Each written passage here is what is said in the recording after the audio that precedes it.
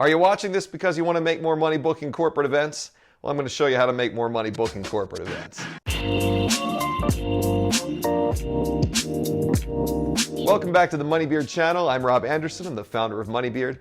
As you may know, I'm a magician and I make a lot of my income from booking corporate events where I'll be working either on stage or up close in the crowd. Either case, a lot of my clients are people with very deep pockets and I charge them a premium charge for a premium service. This video is not just for magicians though, it's for anyone who wants to make more money booking corporate events, whether your service is an entertainment service, maybe you're a photographer, videographer, a caterer. If you're self-employed and you want to make more money in corporate events, this is a video for you to watch. I'll be doing a series on corporate events on this channel. This is part 1 in that series, and today we're talking about getting more leads. I'll be going over 12 sources of leads in this video that I like to use for booking corporate events, and with that, let's start with number 1, which is booking sites. Booking sites are websites such as Gigmasters, GigSalad, or Thumbtack. There are others, but these are, I think, the big 3. These are websites the clients go to looking for service providers for their events. They'll send you a request, you send them back a quote, and hopefully they book you and pay you. It's that simple. What I like about these sites is the clients come directly to you, and oftentimes they're ready to book or at least very close to it.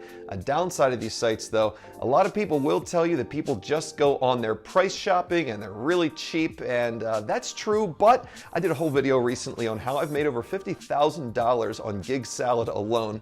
Check that out. You can definitely make some serious money on these sites if you know how to use it. I explained some of my strategy in that video for GigSalad. Number 2 are destination management companies, or DMCs. These are businesses that help large corporate groups with everything associated with their travel to a certain city. Everything from travel arrangements, hotel accommodations, events they may be going to, they need entertainment services. These DMCs help provide all of that for the corporate group. This is oftentimes when one of these corporate groups are coming in for something like a trade show or other large corporate event, and they're there to assist them with all of their needs. You need to build a relationship with these DMCs so that those DMCs will book you and or recommend you to their clients who may be in need of your services. You can find DMCs through a simple Google search. Literally, if you live in Cincinnati, type in Cincinnati Destination Management Companies. If you're in Omaha, Nebraska, good luck, because I don't think anybody's going to Omaha, Nebraska. Maybe, I don't know. Go look. Google it. Keep in mind the most important thing is these DMCs not only want to work with people that are great at providing the service that they do, but they want to work with people who are easy to work with and flexible. Being easy to work with is probably the most important thing to working with these companies and getting them to book you and recommend you. Number 3 are talent agencies, sometimes confused with DMCs, and I'm really not sure how. Talent agencies will provide specifically just talent to corporate groups, or I mean lots of other events too, when they come into a city. Usually these talent agencies, and I'm talking about local talent agencies here, I'm not talking about William Morris Group, who is much more than just a talent agency. But local talent agencies will typically exist in cities that have more of an entertainment vibe or an entertainment industry, like here in Las Vegas, LA, New York, Miami. DMCs actually go to talent agencies a lot of the time to find talent if one of their corporate groups needs some sort of entertainment. If the DMC doesn't have entertainment on hand, sometimes they'll reach out to a talent agency. The downside, therefore, of working with some of these talent agencies is that the pay can be a little bit lower because sometimes there are multiple levels of markups that they need to tack on there, such as if they're going through a DMC and then marking that up for their direct client. So the pay range can sometimes be a little bit lower, and sometimes these agents can also think that they are Tom Cruise's personal talent agent with the ego to match. If you find a good one though, again, be flexible with them, be easy to work with, and you will find yourself getting, hopefully, a lot of work from them. Number 4 on the list is direct marketing, and this is reaching directly out to clients who may be in need of your services and making contact with them. This does not mean just putting up a website and waiting for the phone to ring. Direct marketing usually involves cold calling or cold emailing, which a lot of people shy away from because yes, it's hard work, it's not easy to do, there is a very low conversion rate on this, but the upside of direct marketing is that when you do book, you're usually booking at the rate you want to get rather than dealing with people that are just price shopping, going all over town trying to find the cheapest rate. A great way to make direct marketing work for you is to obtain a list of companies or especially associations and organizations which may be hosting events. While not every company may host events, a lot of organizations and associations will be hosting events. So obtain one of these lists. Sometimes you do have to pay for it. They're usually easy to find online. It is worth it.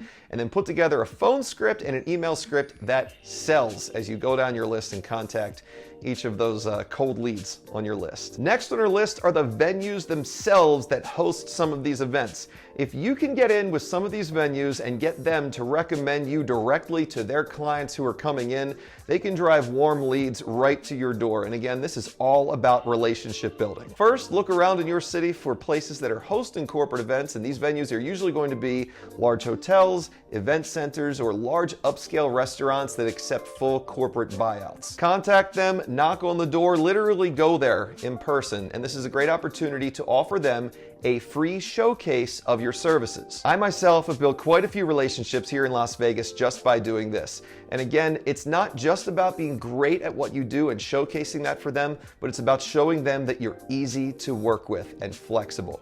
They like people who are easy to work with. In a lot of cases, these places are not going to need you nearly as much as you need them. So the easier you are to work with, the more flexible you are with them, the more they're going to be apt to recommend you to their clients, and in some cases, maybe even book you directly. Number 6 are the attendees at the events where you're performing. You may find that when you're at an event, you may find an attendee that's exceptionally complimentary of you or really enjoys your work that you're doing there, and they start talking to you about it. This is a great opportunity to strike up a conversation with them and ask them a little more about what they do and ask them about events that they may be hosting in the future. You might find the person you're talking to is planning an event of some sort coming up, and hey, they may need a service just like yours. This is a great time to exchange business cards with them and then for you to follow up with them after the event. Remember, none of this involves sitting at home waiting for the phone to ring. Follow up with that person. Just a word of caution on doing this though, you only want to do this when it's an event that you are working directly for the client as opposed to working for the DMC or the talent agency. If you start passing your card around to attendees at an event that a DMC or an agency has booked you for, sometimes that can be taken as you poaching potential clients of the agency. You should ask the person you're speaking to in that case to contact the agency about booking you. And if that agency doesn't follow up at that point, it's really your decision what you do there. You could quietly contact that person yourself at that point because the agency's dropped the ball. Still though, even if you do that, again, word of warning, the agency may cut you from their roster because they may see that as you going behind their back and poaching. It can be very tricky. The politics involved in this business are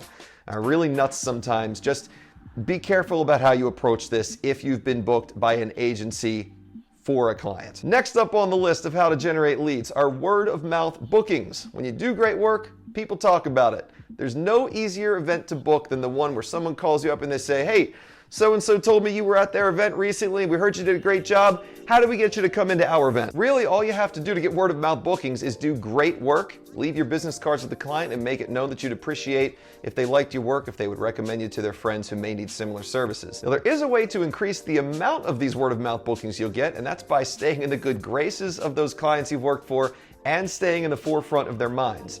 And a great way to stay in the forefront of those clients' minds is with the next thing on our list, which is an email list. Sending out monthly emails with a service such as Constant Contact or MailChimp is a great way to keep your clients thinking about you. Keep in mind, these are not sales emails you're sending out where you're begging for work. That's a great way to get people to delete those emails and unsubscribe, but what you want to send to them is something that's of value for them.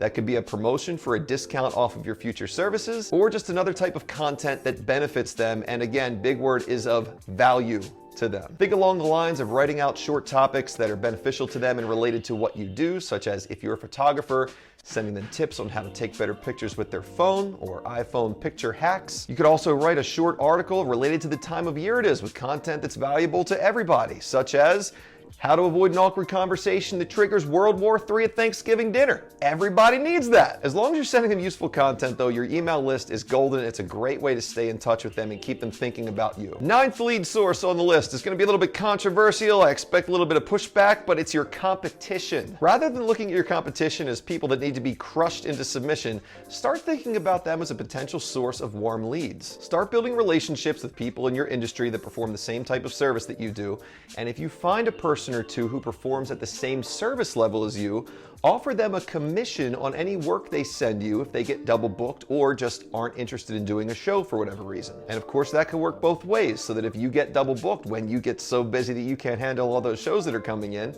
you can pass work to them and they'll pay you a commission. This also works great if you find competition and there's somebody that performs for a totally different type of client than you. They're not maybe your direct competition. Work something out with that person that you can pass work to each other when one of those clients comes to them that might be a good fit for you, or vice versa. Number 10, not your competition, but other corporate event vendors. Think about some of the events you've performed at. I'm sure you'll realize that there are many different types of vendors there. I talked about them earlier. I mean, there's all sorts of people, from entertainers, there's photographers and videographers. I talked about all these earlier. Think about how you could potentially work together with some of those people you see. Again, build those relationships, strike up the conversations. Think about how maybe a photographer and a magician could work together. Are some of the people that are booking photographers also booking magicians? Obviously, yes. What about bundling your services together into a package that one of you could sell? People love buying things bundled together in packages. Think about that with some of the other event vendors out there. Find people who are good at what they do, who are easy to work with, and see if you can bundle some of your services together with theirs. I'll be honest, you may not get a ton of bookings doing that, but hey, look, if you could at least get one booking over the course of the next year or so, I think it's worth fostering that relationship with the person if it means one additional booking for you. Number 11 are trade shows and networking events. This is another one based on relationship building. Man, so much of business is built on relationship building. There are tons of networking events and trade shows happening in cities all over the country, all over the world. These are great places to meet face-to-face with potential clients of yours who may be hosting events in the future, especially those DMCs and the agencies we talked about earlier. And of course, it's not just that. You'll get connected though with the local business community, which is always good. It can also be a source of leads for you. You never know. But anytime you can meet face-to-face with anyone, it's so much better than just an email exchange or a phone call. And again, this is a great time to offer a free showcase of your service to people that you meet while you're at these places. Do a great job, show you're easy to work with. I'm just repeating myself. Just get out there and start networking with people. You will find leads. Last one on our list is your own website and SEO. It goes without saying that if you're offering a service, you need to have a website set up that shows people who you are, what you do, and why they should book you within seconds of hitting the page. And I guess this is kind of the only one where you are sitting at home waiting for the phone to ring, but you want to make it easy for them to contact you, and it needs to rank high in Google. So if you're not an SEO expert, hire someone who is, get them to set your page up, have it search engine optimized so that you're ranking high in those Google results. You want them to see you before they see your competition. You want them to contact you first, and when they do contact you, goes without saying, write them back right away. Bonus item, almost forgot to add to the list, is smashing the like button. I'm kidding, but seriously, smash the like button, destroy the like button, annihilate that. We're getting way too violent on the like button, but it would help me out if you click that. It helps me keep making videos like this. If this was helpful to you, make sure you subscribe, ring the bell for notifications. This channel is all about helping you make more money doing whatever it is that you love to do, and then growing that money through proper management and investing of your money. I'll see you back here in a future video real soon. See you then.